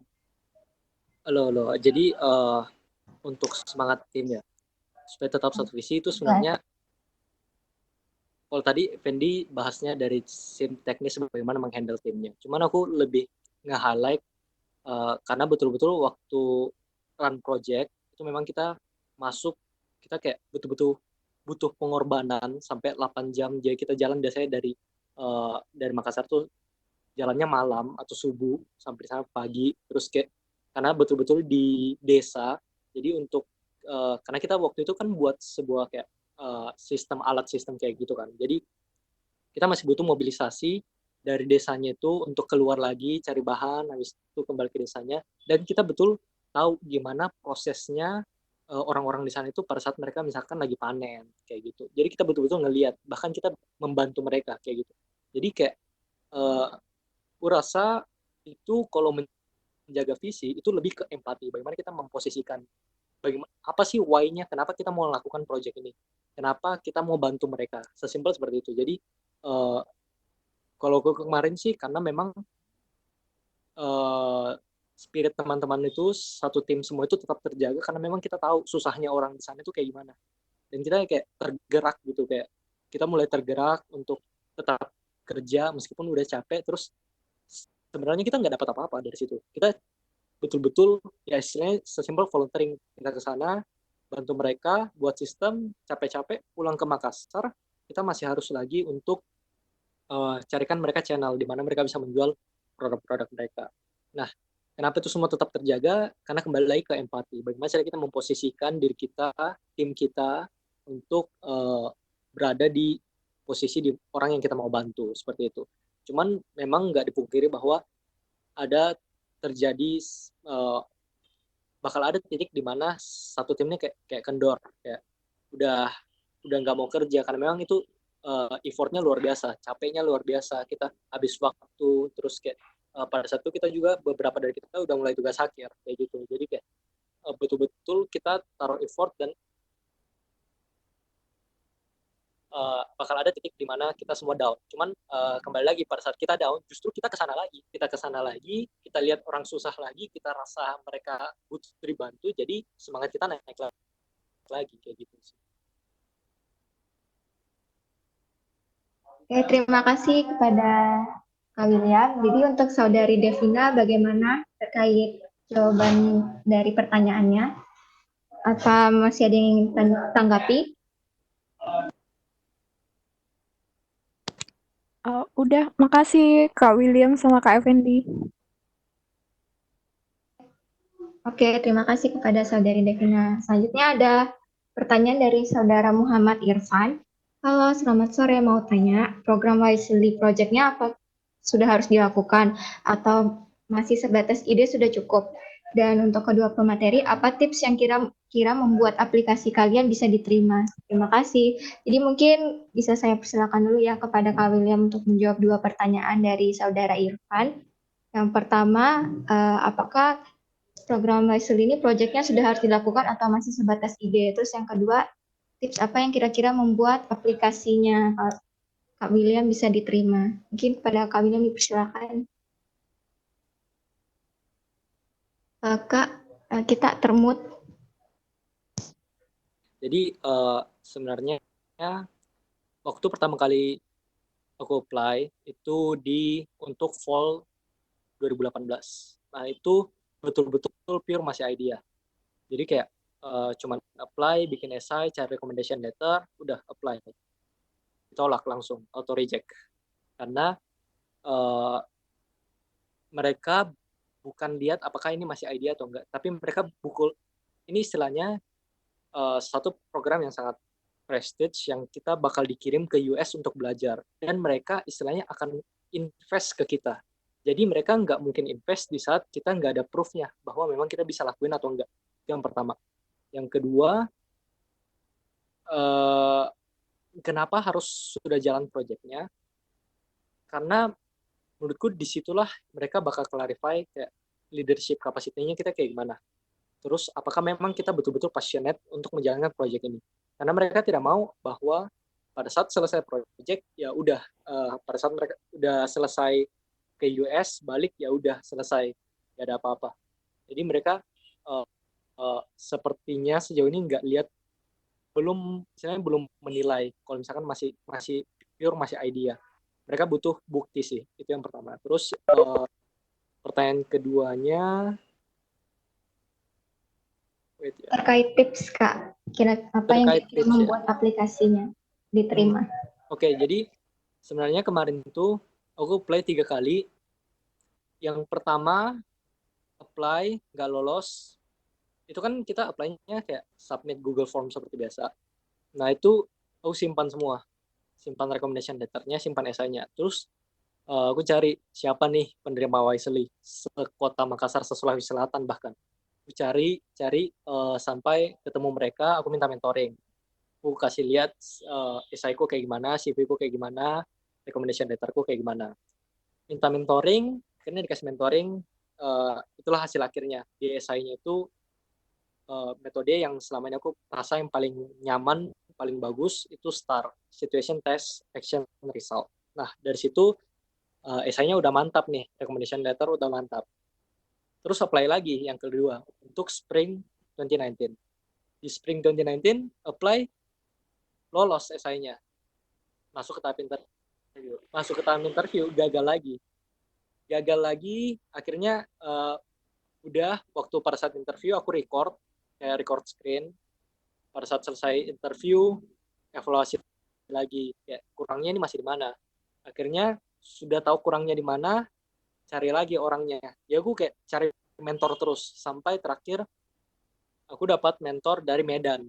Jadi mentorku itu kebetulan ikut di program bareng, jadi sudah sempat ketemu, sudah sempat discuss sebelum apply ke Fall 2019, minta mentoring lagi. Jadi aku kayak sudah kenal semua penerima Wisely Sulawesi Selatan, terus udah ada beberapa kenalan di Jawa dan di Sumatera. Jadi kayak udah mentoring lebih dari 10 kali, terus kayak udah latihan terus di kayak latihan interview sesimpel itu. Terus ya udah kayak gitu sih tipsnya. Terus kayak yang mereka bakal lihat dari kita itu apa, yang pertama mereka bakal clarify background-nya kita sama leadership capacity-nya kita dengan seberapa passionate kita untuk creating impact, kayak gitu. Itu aja sih. Oke, terima kasih Kak William. Dan untuk Saudara Evan mungkin juga ditanyakan bagaimana tipsnya aplikasinya bisa diterima. Karena ditanya kepada kedua narasumber. Oke, sebelumnya terima kasih buat pertanyaannya dari Kak Irfan. Terkait aplikasi kami bisa diterima di A4A, pertama, ide yang dimasukkan itu realistis saja, nggak usah terlalu mengglobal. Artinya, walaupun idenya kecil atau lingkup sekitar kita, tapi kita bisa menawarkan suatu solusi yang pasti, dan tentunya harus sejalan dengan SDGs, itu lebih memungkinkan untuk diterima, untuk lolos seleksi sebenarnya. Dan yang kedua, ide yang kita tawarkan atau aplikasi yang kita tawarkan itu bersifat sustainable. Karena kunci dari A4A itu sendiri adalah ide yang kalian tawarkan itu berkelanjutan sebenarnya. Jadi kalau misalkan teman-teman nanti apply buat A4A, make sure proposal yang kalian tawarkan menyinggung terkait ide kalian ke depannya ini seperti apa. Kalau misalkan berjalan. Walaupun untuk ikut A4A kan nggak harus ada prototype, walaupun hanya sebatas ide. Cuma kuncinya kalau misalkan nanti di proposal itu harus di-mention sistem keberlanjutannya bagaimana. Dan yang ketiga adalah ketika proposalnya ini dibuat, please to the point aja. Karena ada ketentuan-ketentuan tertentu kalau di abstrak kurang lebih hanya 500 kata atau 300 kata. Jadi semua harus to the point dan jelas terperinci. Dan ada beberapa hal yang tidak perlu teman-teman masukkan adalah pengantar dari pendahuluan atau kayak background yang cukup uh, apa sih bersifat general. Jadi lebih more spesifik aja kalau di proposalnya. Terus keempat, untuk ide yang kalian tawarkan itu terkait dengan SDGs, itu yang paling penting dan kalian harus benar-benar pahami indikator-indikator yang diatur di dalam goals yang ada di SDGs tersebut. Jadi teman-teman sebelum daftar mungkin bisa cek di website SDGs sendiri, itu ada lebih detail lagi indikator yang diatur per goals-nya itu apa. Jadi kalian bisa lebih spesifik mention nanti di proposal yang kalian bentuk, kalian susun seperti itu. Jadi tim seleksinya lebih tertarik karena ternyata kalian lebih detail lagi untuk mention topik yang kalian bahas seperti itu. Kalau dari teknis ya. Kalau generalnya ya itu aja sih, membahas suatu permasalahan yang ada di lingkungan masyarakat sekitar, terus menawarkan ide yang bersifat solutif dan berkelanjutan yang mendukung tercapainya program tujuan pembangunan berkelanjutan itu. Seperti itu. Oke, terima kasih kepada Saudara Evan. Jadi kepada Kak Irfan, bagaimana terkait jawaban atas pertanyaannya? Apa masih ada yang mau ditanggapi atau mungkin ada yang masih kurang jelas?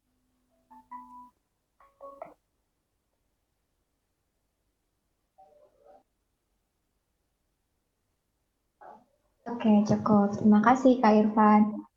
Kemudian ada pertanyaan lagi selanjutnya dari Saudara Sancia, yang diperuntukkan untuk Kak William. Jadi mau bertanya, berarti untuk program Wisely di US nanti apa bisa bikin rencana proyek baru bareng peserta yang lain?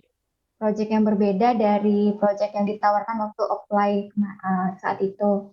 Nah, kalau rencana proyeknya tetap sama, berarti nanti kerjanya sendirian saat ikut program Wisely-nya. Mungkin Kak William bisa menjawab pertanyaan dari Saudara Sancia. Pada Kak William, silakan. Halo Cia. Jadi nanti pada saat sudah sampai di US itu proyeknya sebenarnya bebas. Apakah kita mau ngelanjutin proyek yang sudah ada atau kita mau buat yang baru? Itu bebas total, bakal diberikan kebebasan untuk kita. Cuman dari profesornya langsung itu bakal encourage kita untuk create yang baru. Nah, kenapa kita di encourage untuk create yang baru? Karena bisa jadi pertimbangan pertama itu bisa jadi bahwa project sebelumnya itu kita udah punya tim di tim sebelumnya. Yang kedua, dia meminta bahwa akan ada room of collaboration untuk sesama negara Asia Tenggara. Jadi kalau misalkan kayak mau create project baru, itu bisa dan dia encourage untuk buatnya itu per tim. Terus kalau misalkan mau lanjut yang sudah ada, itu juga bisa. Jangan sampai bahwa teman-teman di sana yang dari Southeast Asia mungkin punya interest yang sama atau mungkin ngejalanin project yang similar. Jadi kayak gitu sih. Jadi bisa buat baru atau ngelanjutin kayak gitu. Cuman poin yang ditekankan bakal di collaboration kayak gitu. Thank you. Oke, terima kasih kepada Kak William. Jadi untuk Saudara Sancia, bagaimana terkait jawaban atas pertanyaannya? Apa masih bingung? Oh, tidak. Terima kasih kepada Kak William. Kemudian ada pertanyaan selanjutnya dari Kak Emilia untuk kedua narasumber. Jadi yang ditanyakan adalah untuk proyeknya, apakah ada topik khusus yang lebih berpeluang untuk lolos, misalnya yang bisnis atau yang social engagement-nya tinggi. Menurut kalian, setelah mengikuti program tersebut, apa benefit yang paling bermanfaat? Mungkin bisa di-share. Terima kasih. Mungkin kepada Saudara Evan, saya persilakan terlebih dahulu. Oke, terima kasih untuk pertanyaan dari Kak Emil terkait topik khusus yang lebih berpeluang untuk lolos, misalnya bisnis atau social engagement. Kalau dari E4A sendiri ya, dari hasil analis yang menang kompetisi dari tahun 2015 sampai 19 sih, kalau dari E4A Global Competition-nya umum sih Kak, nggak ada spesifik. Jadi misalkan tahun 2018 itu ke social engagement sama empowering society. Terus tahun berikutnya beda lagi, dia lebih ke bisnis. Jadi nggak ada topik khusus kalau A4A. Yang penting kalau A4A itu masih relatable sama SDGs dan idenya menarik, semua berpeluang kok.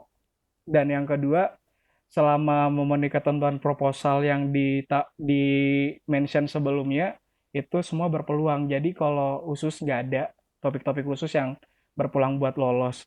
Cuma kalau peluang lolosnya bagaimana bisa tim kita peroleh adalah yaitu proposalnya emang harus benar-benar detail.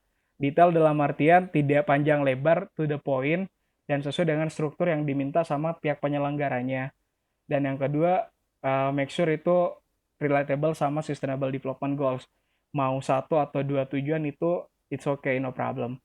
Terus terkait benefit benefit setelah ikut kegiatan ini, pertama kalau saya pribadi A4A karena bersifat sustainable, tentunya kita men-challenge diri sendiri gimana biar project yang kita tawarkan ini benar-benar running, terus kedepannya bisa berlanjut.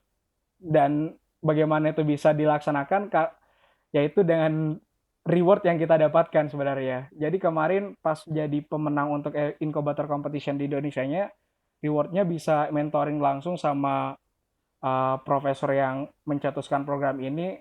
Itu benefit paling bermanfaat sih, karena kita emang dijelasin secara gamblang proses tahap demi tahap yang harus dilakukan untuk make sure project ini bisa sustain ke depannya.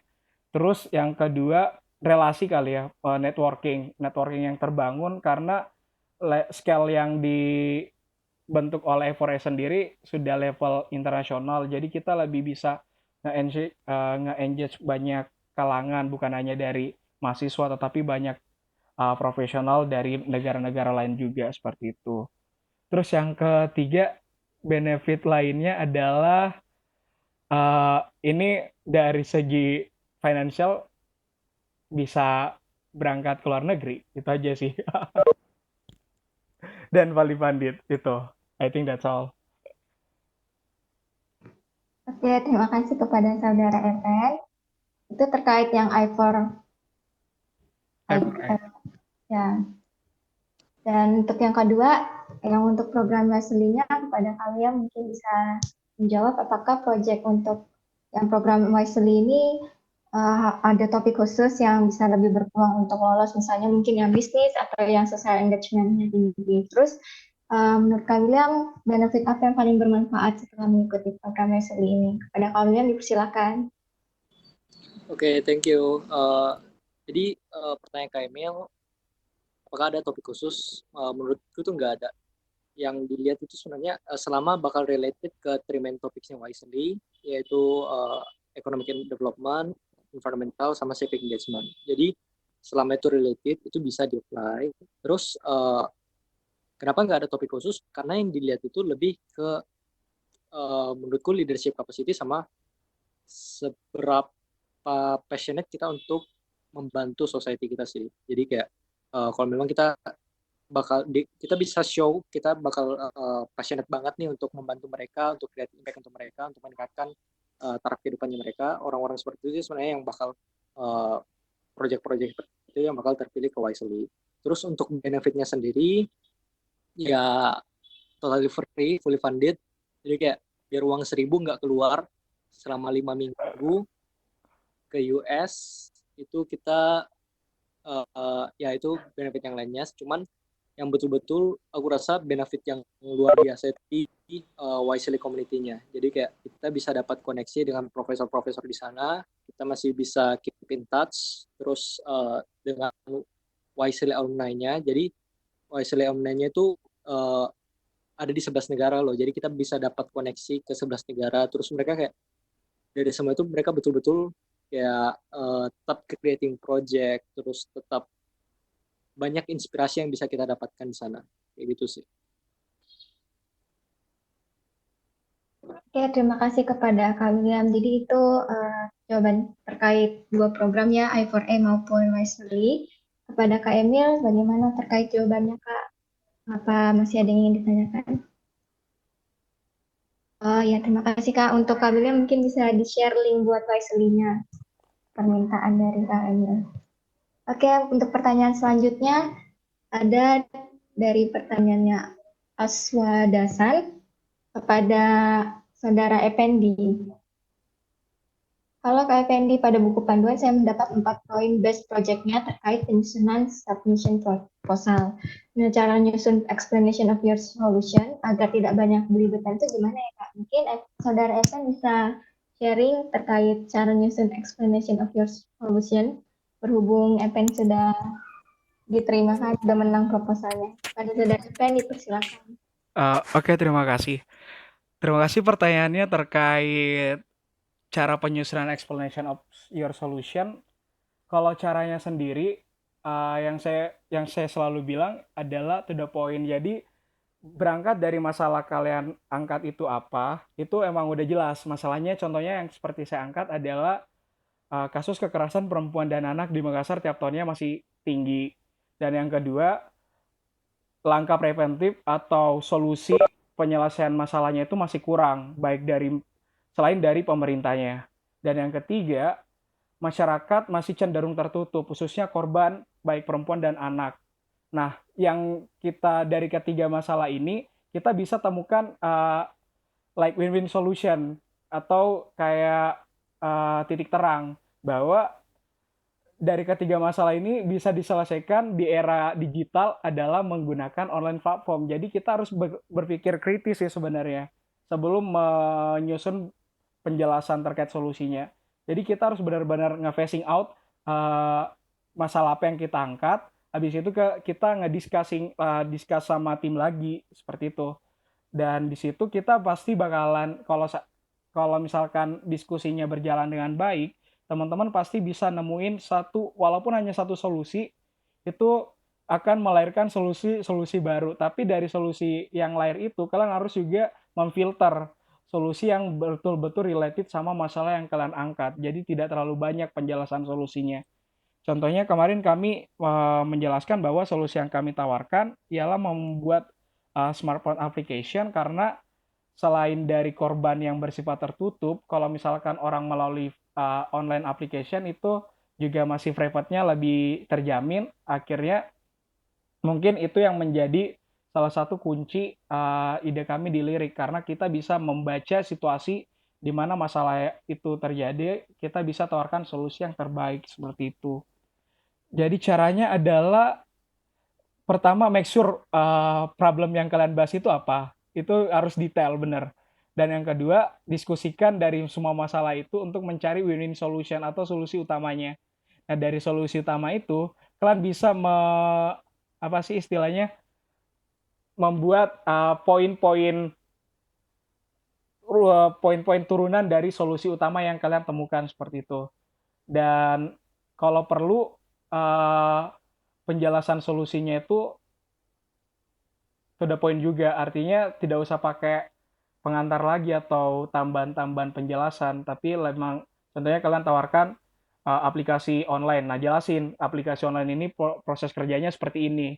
Kedepannya juga akan dilakukan pembaruan aplikasi dengan menunjang fitur-fitur yang ada di dalam aplikasi tersebut. Seperti itu sih contohnya. Kalau dari saya ya, kalau solusi yang kami masukkan itu berangkat dari situ aja. Masalah harus detail, solusinya harus relatable, dan solusi yang ditawarkan juga harus jelas seperti itu. I think that's all. Oke, terima kasih kepada Saudara Efren atas jawabannya. Saya kembalikan lagi kepada Saudara Aswadasan. Bagaimana terkait jawabannya pada Saudara Aswadasan? Terima kasih Kak, oke sudah jelas. Oh ya, untuk teman-teman mungkin yang mau cek info tentang program Wesley, Di comment box ada di share linknya sama kalian, mungkin bisa dicek ya. Kalau begitu ada lagi yang mau ditanyakan kepada dua narasumber kita? Ada lagi yang masih ingin ditanyakan?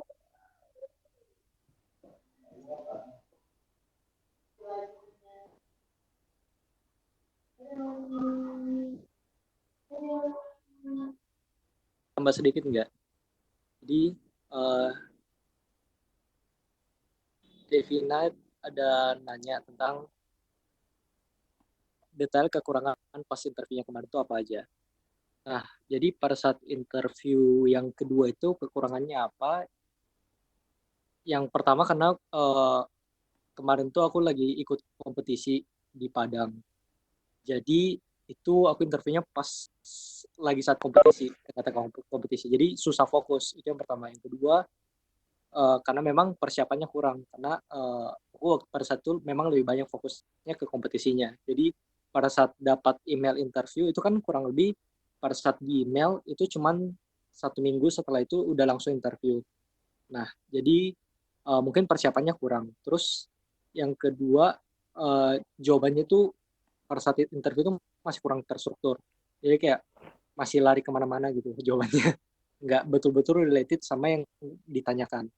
Terus yang ketiga itu nggak to the point. Jadi kayak karena memang interviewnya itu betul-betul short. Jadi interview pertama itu nggak sampai 5 menit, cuma 4 menit lebih. Jadi ya gitu. Karena tidak to the point, jadi banyak di-cut jawabannya. Karena memang kalau misalkan jawabannya udah mulai melebar, itu bakal langsung di-cut. Karena yang interview itu kebetulan kemarin langsung dari US-nya, satu orang, dan satunya lagi dari embassy di Indonesia. Nah, kebetulan kalau misalkan jadi kalau yang interview itu terbagi dua kalau di Indonesia. Yang pertama itu bakal diinterview sama US Embassy in Jakarta, terus ada yang US Embassy in Surabaya. Jadi dari Surabaya ke Indonesia Timur itu yang interview bakal dari Surabaya. Nah, yang interview itu bakal 2 orang. Jadi kayak uh, betul-betul butuh pay attention dengan pertanyaan mereka. Jawabannya straight to the point, nggak perlu melebar, nggak perlu kayak jadi istilahnya bukan berarti kalau kita jawabnya panjang tuh bagus. Jadi jawabnya tuh betul-betul yang berkualitas gitu. Terus catatan aku kayak sebelum interview aku tuh udah list notes-nya itu apa, potential question-nya tuh kayak gimana aja. Ya aku udah list, terus balik lagi uh, ke metode yang tadi aku sudah sempat share, yang STAR, Situation, Text, Action, Result. Jadi itu betul-betul membantu baik untuk menyusun esai maupun untuk menyusun struktur jawaban interview. Kayak gitu. Itu aja sih. Thank you. Oke, terima kasih Kak William atas tambahannya buat saudari Devina. Jadi buat teman-teman masih ada yang ingin ditanyakan terkait program I4A ataupun Wisely?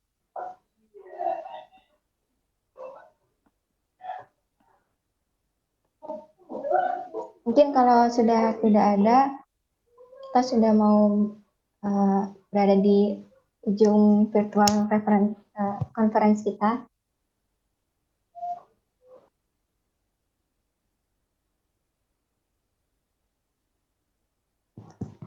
Baik, sepertinya sudah tidak ada.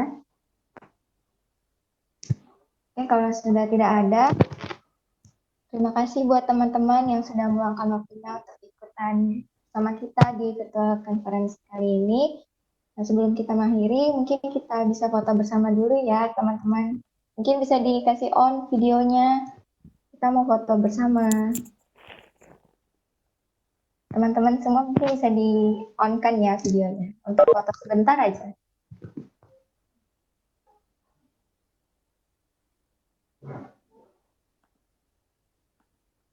Ayo, ayo, ayo, semuanya dong. Devina, halo Kak Cia. Tolo, on lah. Ayo teman-teman, di-on-in. Buat Bisa kita report, foto bersama. buat report.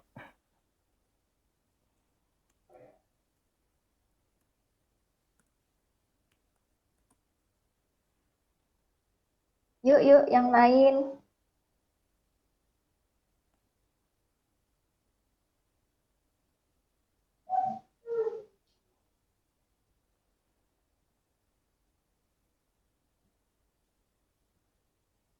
Ini yang lain nggak mau ikutan foto. Oke, sip.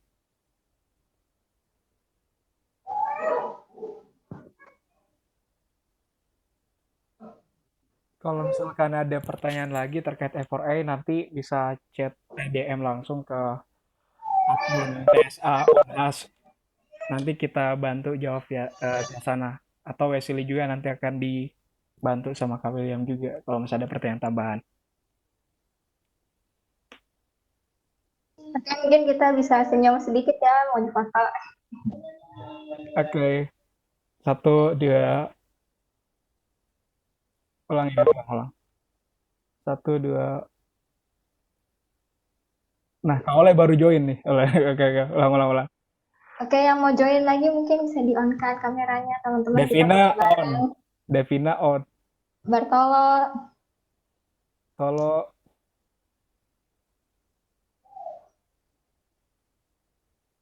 Kak Vero, Nabila, Kak Kak Oleh, Ikman, Kak Kak Jitu siapa tuh? Oke, kita foto ya. Satu, dua, tiga. Kok nggak mau? Ulang. Satu, dua. Satu, dua. Yang seru kayaknya. Jangan kaku dong. Satu, dua. Sip. Thank you, Kak Cia, Meli. Ya, thank you teman-teman yang Terima pertanyaan. kasih juga. Makasih Kak Cia udah join. Miss you.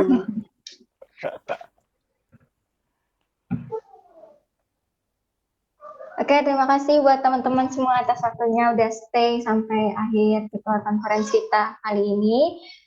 Tapi jangan sedih karena minggu depan kita masih ada virtual conference lainnya dengan tema yang baru dan pastinya gak kalah seru dan pastinya juga bermanfaat buat kita semua. Oke, kalau gitu sekian dari virtual conference kita hari ini. Sampai jumpa di virtual conference selanjutnya. Stay tune aja di IG-nya TSA Unhas @tsa_unhas. Stay Bye-bye. safe and stay healthy semua. Bye-bye. Terima kasih Cia. Terima kasih.